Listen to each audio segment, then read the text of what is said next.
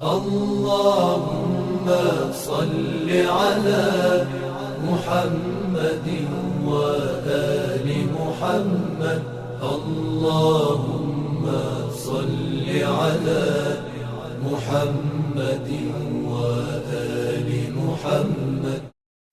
اعوذ باللہ من الشیطان الرجیم. بسم اللہ الرحمن الرحیم.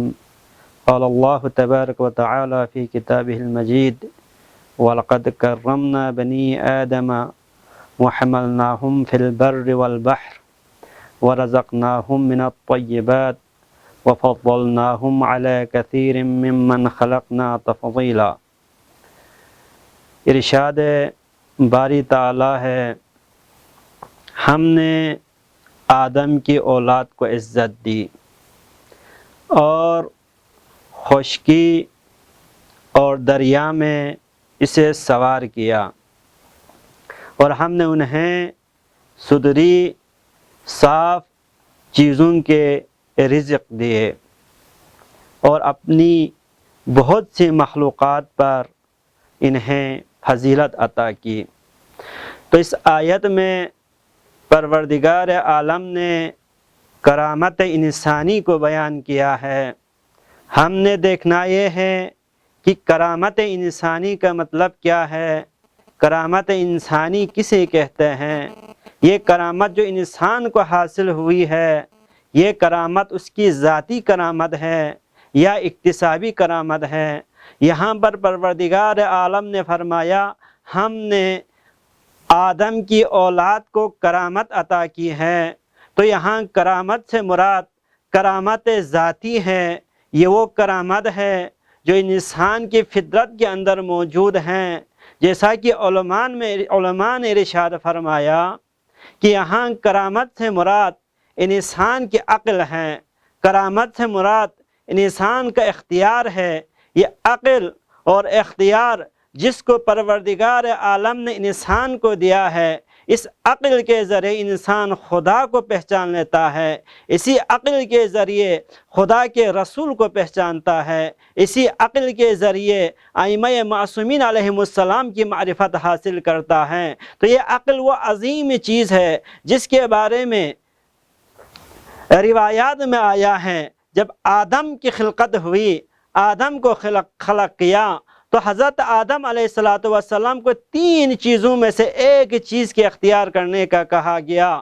تو اس وقت حضرت آدم علیہ السلام نے عقل کو انتخاب کیا تو دین بھی آ گیا، حیا بھی آ گئی. تو معلوم ہوا کہ جہاں عقل ہوگی وہاں دین ہوگا، جہاں عقل ہوگی وہاں حیا ہوگی. حیا اور دین عقل کے ساتھ ساتھ ہے. جس کے پاس عقل نہیں اس کے پاس دین نہیں ہے. دین تو وہی ہے جس میں توحید ہوتی ہے، جس کے اندر نبوت ہوتی ہے، جس کے اندر امامت ہوتی ہے. بس جس کے پاس یہ کرامت ہوگی، جس کے پاس اس کرامت کی نعمت ہوگی، جس کے پاس عقل ہوگی، وہی انسان دین کو بھی حاصل کر سکتا ہے اور حیا کو بھی حاصل کر سکتا ہے. لیکن ایک کرامت ہے جسے کرامت اکتسابی کہا جاتا ہے. یہ وہ کرامت ہے، اس کرامت کو اسی کرامت ذاتی کے ذریعے سے پروان چڑھا سکتا ہے. اسی کرامت اکتسابی کے ذریعے سے اس انسان اس نعمت کو حاصل کر سکتا ہے، اس کرامت کو حاصل کر سکتا ہے. عقل انسانی کے ذریعے ہی انسان کمال تک پہنچ سکتا ہے. قرآن میں اس بات کی طرف اشارہ ہے، ان اکرمکم عند اللہ اتقاکم. تم میں سے باعزت اور باکرامت انسان وہ ہے جس کے پاس تقوی ہوگا، جس کے پاس ایمان ہوگا، جس کے پاس عمل صالح ہے.